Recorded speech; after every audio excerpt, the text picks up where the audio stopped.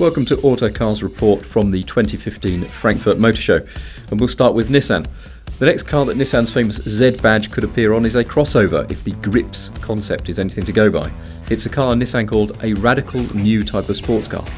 The Gripz takes its design cues from the Datsun 240Z that won the Safari Rally in 1971, and from sports bicycles, as you can probably tell from the choice of materials and the bike wheel effect steering wheel on the inside. Underneath, it has a hybrid powertrain and four-wheel drive. Its profile, meanwhile, is a clear nod to the 350 and 370Zs, albeit here that profile is jacked up and rides on 22-inch wheels, as Nissan ponders the idea of expanding the Z brand beyond just sleek sports cars. Nissan says there is no urgency to replace the current 370Z, which is already a success, but a sports crossover positioned above the Duke and carrying the Z badge is likely to make production. Mercedes has no plans to put this IAA concept into production, but some of the technology and design touches on the car certainly will make it onto the road. IAA stands for Intelligent Aerodynamic Automobile, and the four-door saloon features an extendable body that gives it a drag coefficient of just 0.19 in its most efficient long-tail form. Don't expect a moving body to make it onto a production car, but the overall silhouette and the dimensions are said to be close to those of the next generation CLS, due in 2017. Also poised for production is the IAA's interior, which closely previews the one we'll see in the next generation E-Class. It builds on the one seen in the latest S-Class luxury car and features a long, horizontally mounted high-definition screen, as well as a centre console with touchscreen controls. This is, honestly, an all-new version of Volkswagen's steady small SUV, the Tiguan. It's slightly longer, wider and lower than the car it replaces, but the bigger news is that it's far more spacious inside thanks to a 3-inch longer wheelbase than its predecessor. The core of the engine lineup will be EU6 compliant diesel engines of 1.6 and 2 litre capacity, as well as petrol engines ranging from 1.4 to a 2 litre. As is the norm, it'll be offered in 2 or 4-wheel drive, the latter sitting slightly higher and available with a more rugged appearance when it goes on sale at the end of this year.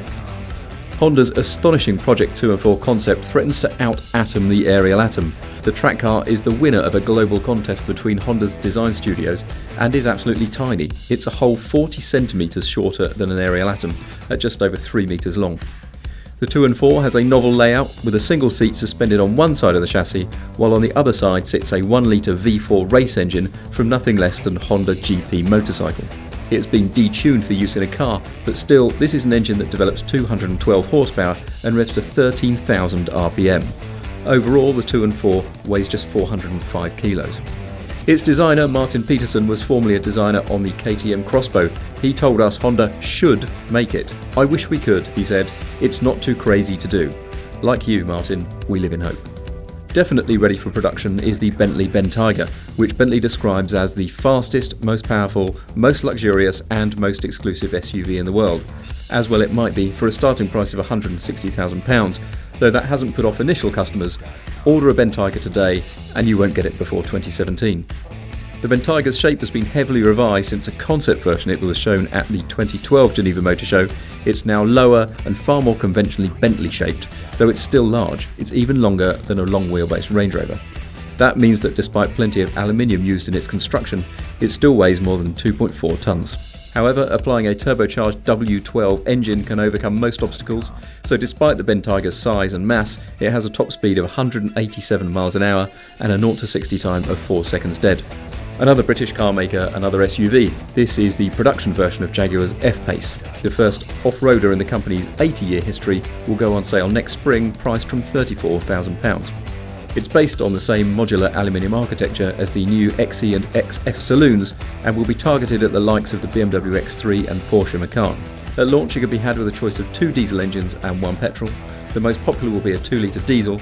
The other engines are both V6s and 4-wheel drive only, an option on the 2-litre. The V6 diesel makes 300 horsepower, while the petrol engine is a 375 horsepower supercharged V6, as used in the F-Type. Prices for these run to more than £50,000, but there's also a limited run first edition version, which will cost 65 grand.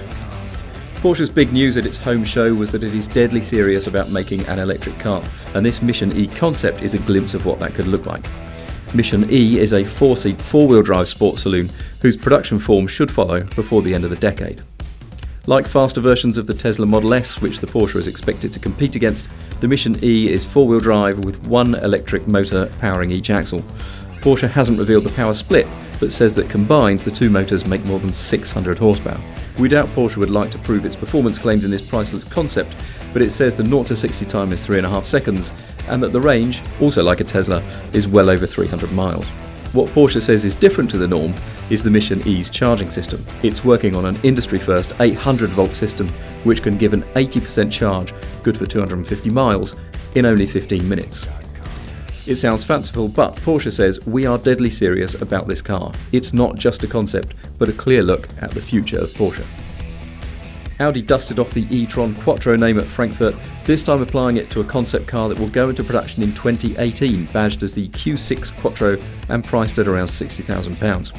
Audi thinks there's a sweet spot in the market for electric cars where they're big enough to house a good-sized battery, but not so expensive that they don't find buyers.